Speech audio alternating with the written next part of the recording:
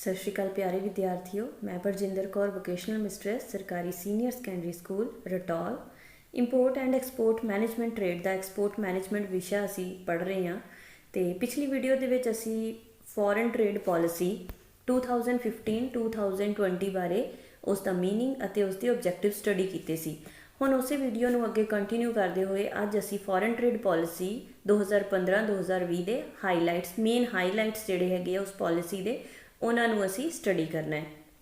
देखो, जो भी साड़ी कंट्री कोई यहो जी स्कीम कोई यहो जी पॉलिसी बनाती है उसका मेन मकसद की होंदा है कि एक्सपोर्ट्स जोड़े है वो ज़्यादा तो ज़्यादा साड़ी कंट्री चों हो सकन। उसका कारण की है, क्यों असी चाहते कि ज़्यादा एक्सपोर्ट होन ताकि साड़ी कंट्री दे विच फॉरन एक्सचेंज फॉरन का जोड़ा पैसा है वो ज़्यादा आ सके। ठीक है, जो इंपोर्ट किसी कंट्री के ज़्यादा होंगे आ तो की है उसकी कंट्री के विचों उस कंट्री चों पैसा बाहरले देशों में ज़्यादा जाता है तो उन्होंने एक डेफिसिट हो जाता है। सो हमेशा ही एक्सपोर्ट के नाल कुछ स्पैशल स्कीम्स दित्तियां जांदियां हैं जिन्हां दा करके जिहड़े एक्सपोर्टर्स है उन्होंने बढ़ावा मिल सके, वो ज़्यादा तो ज़्यादा चीज़ों की एक्सपोर्टिंग कर सकन। सो सब तो पहली स्कीम जी इस पॉलिसी के बनाई गई है वो हैगी है MEIS। ठीक है, इसका फुल फॉर्म इसकी हैगी है merchandise exports from India scheme, Bharat विचों निर्यात माल स्कीम।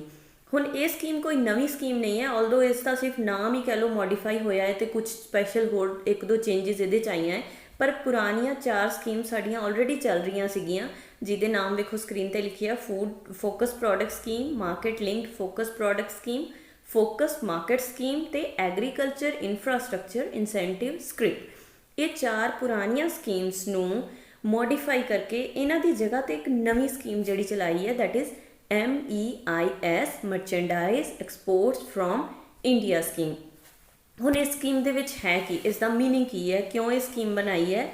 इस स्कीम के तहत जिहड़े निर्यात करता है उन्हां नूं निर्यात कीतियां वस्तुआं जिहड़ियां वस्तुआं वो देश चों बाहर भेजदे आ उन्हां दी फ्री ऑन बोर्ड कीमत दे कुछ प्रतिशत जिन्नी भी उन्हां दी फ्री ऑन बोर्ड कीमत की होंदी है, जिहड़ा भी मैन्युफैक्चरर ने समान बनाया है उसनूं उस वेयर हाउस तो लैके जां उस दी मैन्युफैक्चरिंग यूनिट तो लैके एक्सपोर्ट करन तक दा रस्ते दे विच जां जो भी उसका खर्चा आंदा है that is called free on board amount. ठीक है, उसकी कुछ प्रतिशत वो फिक्स की होंगी है। हुण MEIS स्कीम दे विच कितनी फिक्स की है, it is from 2 to 7% according to the quantity of the goods. किन्ने क्वांटिटी के गुड्स है उस हिसाब ना या वस्तु केड़ी है उस हिसाब ना परसेंटेज फिक्स हैगी कि वस्तु ते किन्नी परसेंटेज उसनूं स्क्रिप्ट मिलूगी, किन्ने पैसे मिलणगे। ठीक है, सो उस कीमत के हिसाब ना ड्यूटी स्क्रिप्ट्स के रूप में भत्ते दिते जाते। हुण ड्यूटी स्क्रिप्ट्स की है, ये टर्म पहली बार सुनी हैगी है। पैसा तो सानू समझ आता है कि जो सरकार सानू पैसा दिंदी है इट्स वेरी सिंपल कैश दे फॉर्म दे विच, पर ड्यूटी स्क्रिप्ट्स जिहड़ी आ दैट इज़ नॉट कैश, वो कैश नहीं है। कैश की जगह तो तुसी इसनूं इस तरीके लै लो कि वो एक कूपन दिंदी है सरकार सानू। ठीक है, कूपन असी जिथे असी प्रोडक्ट बेचना है, जिहड़ी जगह ते असी जाना है बंदरगाह ते जां जिथों भी साडा माल निर्यात होना है उस जगह ते असी वो कूपन दिखाते हैं। ठीक है, वो जिन्नी अमाउंट है, मान लो सानू 1 लाख का कूपन मिले है तो सानू 1 लाख की रिबेट मिल जूगी। ठीक है, 1 लाख की रिबेट जो सानू मिल जाती है उन्ना पैसा घट के सानू बाकी की पेमेंट करनी पैंदी है। हुण तुसी सोचोगे कि सरकार सारिਆਂ ਨੂੰ कूपन दिंदी है, की फायदा है, डिफरेंस की है, इसकी जगह तो कैश भी दे सकती है ना, पर नहीं। देखो, ड्यूटी स्क्रिप्ट्स का फायदा यह है कि मान लो कोई 2 मैन्युफैक्चरर्स है। ठीक है, एक मैन्युफैक्चरर का समान बहुत ज़्यादा है, बहुत ज़्यादा क्वांटिटी चो एक्सपोर्ट कर रहा है, दूसरा मैन्युफैक्चरर उस तो हाफ क्वांटिटी का माल एक्सपोर्ट कर रहा है। हुण दोवां नूं बराबर दे स्क्रिप्ट बराबर दे पैसे सबसिडी नहीं मिलूगी। एक नूं कूपन मिल गया 1 लाख का, ठीक है, जिसने ज़्यादा एक्सपोर्ट करना है, तो दूसरा जिसने घट एक्सपोर्ट करना है उसनूं हो सकता है 50,000 का कूपन मिले। सो ये वक्रे वक्रे कूपनस वक्रे वक्रे एक्सपोर्टर्स नूं दिते जाते हैं तो जिन्होंने वो यूज़ करते हैं तो अपने माल नूं अगे वेचण दे विच उन्हां नूं वो हैल्पफुल होंदे आ। हुण उच्च पद्धरी रिवार्ड वाले जिहड़े प्रोडक्ट हैगे असीं उन्हां बारे डिस्कस करांगे कि किहड़े प्रोडक्ट है जिन्हां दे बदले सानू ये रिवॉर्ड मिलते आ, ये ड्यूटी स्क्रिप्ट्स मिलदियां हैगियां।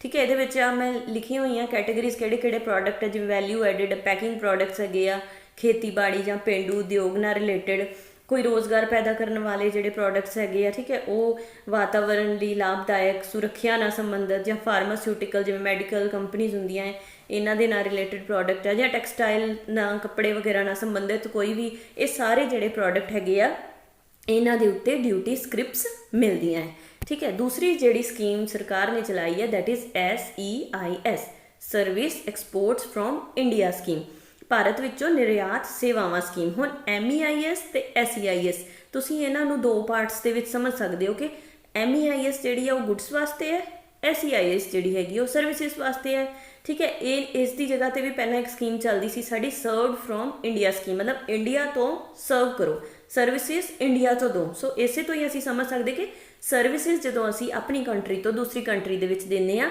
ਤੇ ਇਹ ਸਕੀਮ ਜਿਹੜੀ ਹੈਗੀ ਆ ਇਹਦੇ ਤੇ ਸਾਨੂੰ ਕੁਝ ਛੂਟ ਮਿਲਦੀ ਹੈ, ਕੁਝ ਇਨਸੈਂਟਿਵ ਮਿਲਦੇ ਆ। ਇਸ ਦਾ ਰੇਟ ਹੈਗਾ 3 to 7%। ਹੁਣ ਸਰਵਿਸ ਸੈਕਟਰ ਕਿਹੜੇ ਸਾਡੀ ਕੰਟਰੀ ਦੇ? ਵਪਾਰਿਕ ਸੇਵਾਵਾਂ ਹੈਗੀਆਂ, ਬਿਜ਼ਨਸ ਨਾਲ ਰਿਲੇਟਡ, ਦੇਖੋ ਮੈਨੇਜੀਰੀਅਲ ਸੇਵਾਵਾਂ ਜਿਹੜੀਆਂ ਕੋਈ ਸਪੈਸ਼ਲ ਕੈਟੇਗਰੀ ਵਾਲਾ ਮੈਨੇਜਰ ਹੈਗਾ, ਠੀਕ ਹੈ, ਇਸ ਟਾਈਪ ਦੀਆਂ ਸੇਵਾਵਾਂ ਹੈ, ਸੰਚਾਰ, ਇੰਜੀਨੀਅਰਿੰਗ ਸੇਵਾਵਾਂ, ਵਿਦਿਅਕ ਟੀਚਿੰਗ ਵਗੈਰਾ, ਇਹ ਸਭ ਕੁਝ ਵੀ ਇਹਦੇ 'ਚ ਆਉਂਦਾ ਹੈ।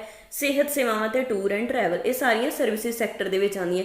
ਜਦੋਂ ਇਹ ਸੇਵਾਵਾਂ ਅਸੀਂ ਆਪਣੀ ਕੰਟਰੀ ਤੋਂ ਦੂਸਰੀ ਕੰਟਰੀ ਵਿੱਚ ਭੇਜਦੇ ਹਾਂ ਤੇ ਸਾਨੂੰ ਇਹਨਾਂ ਦੇ ਉੱਪਰ ਸਬਸਿਡੀ ਮਿਲਦੀ ਆ, ਠੀਕ ਹੈ, ਡਿਊਟੀ ਸਕ੍ਰਿਪਟ ਜਿਹਨੂੰ ਅਸੀਂ ਕਹਿੰਦੇ ਆ, ਤੇ ਸਾਨੂੰ ਜ਼ਿਆਦਾ ਤੋਂ ਜ਼ਿਆਦਾ ਐਕਸਪੋਰਟ ਵਾਸਤੇ ਪ੍ਰੋਤਸਾਹਿਤ ਕੀਤਾ ਜਾਂਦਾ ਹੈ। ਹੁਣ ਟਰਾਂਸਫਰੇਬਲ ਡਿਊਟੀ ਸਕ੍ਰਿਪਟਸ, ਦੇਖੋ ਡਿਊਟੀ ਸਕ੍ਰਿਪਟਸ ਬਾਰੇ ਮੈਂ ਤੁਹਾਨੂੰ ਦੱਸ ਚੁੱਕੀ ਹਾਂ। ਟਰਾਂਸਫਰੇਬਲ ਡਿਊਟੀ ਸਕ੍ਰਿਪਟਸ ਦਾ ਕੀ ਮਤਲਬ ਹੈ? ਹੁਣ ਡਿਊਟੀ ਸਕ੍ਰਿਪਟਸ ਕਿਸੇ ਦੇ ਕੋਲ ਹੈਗੀ ਆ, ਉਸਨੇ ਯੂਜ਼ ਨਹੀਂ ਕੀਤੀ, ਉਸਨੂੰ ਉਹ ਸੇਲ ਵੀ ਕਰ ਸਕਦਾ, ਕਿਸੇ ਹੋਰ ਬੰਦੇ ਨੂੰ ਉਹ ਵੇਚ ਵੀ ਸਕਦਾ। ਸਥਾਨਾਂਤਰਨ ਇਸ ਨੂੰ ਅਸੀਂ ਕਹਿੰਦੇ ਆ ਕਿ ਜੇ ਕਿਸੇ ਨੇ ਨਹੀਂ ਯੂਜ਼ ਕਰਨੀ ਤੇ ਇਹ ਇਸ ਨੂੰ ਕਿਸੇ ਦੂਸਰੇ ਬੰਦੇ ਨੂੰ ਵੇਚ ਵੀ ਸਕਦਾ ਹੈ। ਫਿਰ ਇਸ ਤੋਂ ਅਗਲੀ ਜਿਹੜੀ ਚੀਜ਼ ਹੈਗੀ ਆ ਸਟੇਟਸ ਹੋਲਡਰ। ਹੁਣ ਸਰਕਾਰ ਨੇ ਐਕਸਪੋਰਟ ਨੂੰ ਹੋਰ ਜ਼ਿਆਦਾ ਬੜਾਵਾ ਦੇਣ ਲਈ ਕੀ ਕੀਤਾ ਹੈ ਕਿ ਕੁਝ ਨਿਰਯਾਤ ਹਾਊਸ ਜਿਹੜੇ ਬਹੁਤ ਜ਼ਿਆਦਾ ਕਹਿ ਲਓ ਵੱਡੇ ਨਿਰਯਾਤ ਹਾਊਸ ਆ, ਜਾਂ ਜਿਨ੍ਹਾਂ ਵੱਲੋਂ ਮਾਲ ਬਹੁਤ ਜ਼ਿਆਦਾ ਐਕਸਪੋਰਟ ਕੀਤਾ ਜਾਂਦਾ ਹੈ, ਉਹਨਾਂ ਨੂੰ ਸਟਾਰਸ ਦੇਤੇ, 1 ਸਟਾਰ, 2 ਸਟਾਰ, 3 ਸਟਾਰ, ਠੀਕ ਹੈ, 5 ਸਟਾਰ, ਕਿਸੇ ਵੀ ਤਰ੍ਹਾਂ ਦਾ ਸਟਾਰ ਉਸਨੂੰ ਉਸਦੇ ਕੰਮ ਦੇ ਕੁਆਂਟਿਟੀ ਦੇ ਕੁਆਲਿਟੀ ਦੇ ਅਕੋਰਡਿੰਗ ਮਿਲ ਜਾਂਦਾ ਹੈ। ਹੁਣ ਜਿਹੜਾ ਸਕਰੀਨ ਤੇ ਵੇਖੋ ਮੈਂ ਸਰਟੀਫਿਕੇਟ ਲਗਾਇਆ that is of 2 star export house, ਕੋਈ 2 ਸਟਾਰ ਐਕਸਪੋਰਟ ਹਾਊਸ ਹੈ ਉਸਨੂੰ ਇਹ ਸਰਟੀਫਿਕੇਟ ਮਿਲਿਆ ਹੋਇਆ ਹੈ। ਹੁਣ ਇਸ ਨੂੰ ਉਹ ਇਸਤੇਮਾਲ ਕਿਵੇਂ ਕਰੂਗਾ? ਜਦੋਂ ਉਸਨੇ ਸਮਾਨ ਅੱਗੇ ਨਿਰਯਾਤ ਕਰਨਾ ਹੈ ਤੇ ਗਵਰਨਮੈਂਟ ਨੂੰ ਇਸ ਸਰਟੀਫਿਕੇਟ ਦਿਖਾ ਕੇ ਇਸ ਬੇਸ ਤੇ ਉਹ ਹੋਰ ਜ਼ਿਆਦਾ ਛੂਟ ਲੈ ਸਕਦਾ ਹੈ, ਠੀਕ ਹੈ, ਹੋਰ ਜ਼ਿਆਦਾ ਉਸਨੂੰ ਫੈਸਿਲਿਟੀਜ਼ ਮਿਲ ਸਕਦੀਆਂ। ਸੋ ਇਹ ਵੀ ਜਿਹੜਾ ਕੰਮ ਕੀਤਾ ਹੈ ਸਰਕਾਰ ਨੇ ਸਟੇਟਸ ਹੋਲਡਰ ਦਾ ਇੱਕ ਸਰਟੀਫਿਕੇਟ ਇਸ਼ੂ ਕਰਨ ਦਾ, this is also to enhance the exports of our country. ਤੇ ਇਸ ਤੋਂ ਬਾਅਦ ਜਿਹੜਾ ਨੈਕਸਟ ਹੈਗਾ ਹੈ ਮੇਕ ਇਨ ਇੰਡੀਆ ਇੰਟੀਗ੍ਰੇਸ਼ਨ, ਏਕੀਕਰਨ ਕੀਤਾ ਹੈ make in India the with foreign trade policy. ਅਸੀਂ ਪਿਛਲੀ ਵੀਡੀਓ 'ਚ ਵੀ ਡਿਸਕਸ ਕੀਤਾ ਸੀ ਕਿ ਸਮਾਨ ਸਾਡੇ ਦੇਸ਼ ਦੇ ਵਿੱਚ ਬਣ ਰਿਹਾ ਹੈ ਜਿਹੜਾ, ਉਸ ਨੂੰ ਅਸੀਂ ਫੋਰਨ ਟ੍ਰੇਡ ਪੋਲਿਸੀ ਦੇ ਵਿੱਚ ਅਸੀਂ ਇਹ ਚੀਜ਼ ਕਹੀ ਹੈ ਕਿ ਉਸ ਨੂੰ ਜਿਹੜਾ ਜ਼ਿਆਦਾ ਤੋਂ ਜ਼ਿਆਦਾ ਅਸੀਂ ਹੈਗਾ ਕਿ ਐਕਸਪੋਰਟ ਕਰਨਾ ਹੈ। ਸਮਾਨ ਇੱਥੇ ਹੋਊਗਾ, ਬਣੂਗਾ, ਪਰ ਉਸਨੂੰ ਜ਼ਿਆਦਾ ਤੋਂ ਜ਼ਿਆਦਾ ਐਕਸਪੋਰਟ ਜੇ ਅਸੀਂ ਕਰਦੇ ਹਾਂ ਤਾਂ ਸਾਨੂੰ ਉਹਦੇ ਵਾਸਤੇ ਵੀ ਸਪੈਸ਼ਲ ਇਨਸੈਂਟਿਵਸ ਦਿੱਤੇ ਜਾਣਗੇ ਸਰਕਾਰ ਵੱਲੋਂ, ਠੀਕ ਹੈ। ਇਸ ਤੋਂ ਬਾਅਦ ਕੁਝ ਪ੍ਰੋਹਿਬਿਟਡ ਆਈਟਮਸ ਬਾਰੇ ਇਸ ਪੋਲਿਸੀ ਵਿੱਚ ਡਿਸਕਸ ਕੀਤਾ ਗਿਆ ਹੈ। ਕੁਝ ਆਈਟਮਸ ਇਹੋ ਜਿਹੀਆਂ ਜਿਹੜੀਆਂ ਕਿ ਅਸੀਂ ਐਕਸਪੋਰਟ ਨਹੀਂ ਕਰ ਸਕਦੇ, like we can't export weapons, ਠੀਕ ਹੈ, ਹਥਿਆਰ ਅਸੀਂ ਐਕਸਪੋਰਟ ਨਹੀਂ ਕਰ ਸਕਦੇ, ਔਰ we can't export certain goods to certain countries also. ਕੁਝ ਖਾਸ ਦੇਸ਼ ਵੀ ਇਹੋ ਜਿਹੇ ਆ ਜਿਨ੍ਹਾਂ ਨਾਲ ਅਸੀਂ ਵਪਾਰ ਨਹੀਂ ਕਰ ਸਕਦੇ, like you have heard the name of north Korea, ਠੀਕ ਹੈ, ਨਾਰਥ ਕੋਰੀਆ ਦਾ ਨਾਮ ਤੁਸੀਂ ਸੁਣਿਆ ਹੈ, ਅਸੀਂ ਉਹਨਾਂ ਕੰਟਰੀਜ਼ ਦੇ ਨਾਲ ਐਕਸਪੋਰਟਿੰਗ ਦਾ ਬਿਜ਼ਨਸ ਨਹੀਂ ਕਰ ਸਕਦੇ। ਤੇ ਕੁਝ ਹੋਰ ਵੀ ਆਈਟਮਸ ਆ ਜਿਨ੍ਹਾਂ ਨੂੰ ਅਸੀਂ ਨਹੀਂ ਕਰ ਸਕਦੇ ਐਕਸਪੋਰਟ, ਤੋਂ ਇਹ ਚੀਜ਼ਾਂ ਪਾਬੰਦੀ ਅਧੀਨ ਆਉਂਦੀਆਂ ਹੈ, ਠੀਕ ਹੈ। ਸੋ ਇਹ ਸੀਗੇ ਤੁਹਾਡੇ ਮੇਨ ਹਾਈਲਾਈਟਸ ਜਿਹੜੇ ਸੀਗੇ ਪੋਲਿਸੀ ਦੇ। ਆਈ ਹੋਪ ਕਿ ਤੁਹਾਨੂੰ ਸਮਝ ਲੱਗ ਗਏ ਹੋਣਗੇ ਚੰਗੇ ਤਰੀਕੇ ਨਾਲ। ਇਹਦੇ ਵਿੱਚੋਂ ਜਿਹੜਾ ਕੁਐਸਚਨ ਬਣਦਾ ਹੈ ਉਹ ਹੈਗਾ ਕਿ ਵਿਦੇਸ਼ੀ ਵਪਾਰ ਨੀਤੀ 2015-20 ਤੋਂ ਕੀ ਭਾਵ ਹੈ, ਇਸ ਦੇ ਬਾਰੇ ਵਿਸਤਾਰਪੂਰਵਕ ਜਾਣਕਾਰੀ ਦਿਓ। ਤੇ ਕੁਐਸਚਨ ਦੇ ਵਿੱਚ ਜ਼ਰੂਰੀ ਨਹੀਂ ਤੁਹਾਨੂੰ ਇੱਦਾਂ ਆਵੇ ਕਿ ਇਸ ਦੇ ਹਾਈਲਾਈਟਸ ਲਿਖੋ ਜਾਂ ਇਸ ਦੇ ਓਬਜੈਕਟਿਵਸ ਲਿਖੋ। ਜੇ ਮੰਨ ਲਓ ਸਿੰਪਲ ਕੁਐਸਚਨ ਆ ਜਾਂਦਾ ਹੈ ਕਿ ਵਿਦੇਸ਼ੀ ਵਪਾਰ ਨੀਤੀ ਬਾਰੇ ਲਿਖੋ, ਤੁਸੀਂ ਉਹਦੇ ਵਿੱਚ ਇਹ ਤਿੰਨੇ ਚੀਜ਼ਾਂ ਲਿਖਣੀਆਂ, ਮੀਨਿੰਗ ਵੀ ਲਿਖਣਾ, ਓਬਜੈਕਟਿਵਸ ਵੀ ਲਿਖਣੇ ਆ ਤੇ ਇਸ ਦੇ ਹਾਈਲਾਈਟਸ ਵੀ ਲਿਖਣੇ ਆ। ਜੇ ਸਪੈਸੀਫਿਕ ਕੁਐਸਚਨ ਸਿਰਫ ਇੱਦਾਂ ਆ ਜਾਂਦਾ ਹੈ ਕਿ ਵਿਦੇਸ਼ੀ ਵਪਾਰ ਨੀਤੀ ਬਾਰੇ ਲਿਖੋ ਅਤੇ ਇਸ ਦੇ ਮੁੱਖ ਉਦੇਸ਼ ਕੀ ਸਨ, ਫਿਰ ਤੁਸੀਂ ਹਾਈਲਾਈਟਸ ਨੂੰ ਛੱਡ ਸਕਦੇ ਹੋ, ਫਿਰ ਤੁਸੀਂ ਸਿਰਫ ਇਸ ਦਾ ਮੀਨਿੰਗ ਅਤੇ ਓਬਜੈਕਟਿਵਸ ਲਿਖ ਸਕਦੇ ਹੋ। ਬਟ ਅਦਰਵਾਈਜ਼ ਤੁਸੀਂ ਇਹ ਪੂਰਾ ਫੁੱਲ ਫਲੈਜ ਕੁਐਸਚਨ ਜਿਹੜਾ ਹੈਗਾ ਅਟੈਂਪਟ ਕਰਨਾ ਹੈ। So I hope you like this video ਤੇ ਤੁਹਾਨੂੰ ਇਹ ਕੁਐਸਚਨ ਚੰਗੇ ਤਰੀਕੇ ਦੇ ਨਾਲ ਸਮਝ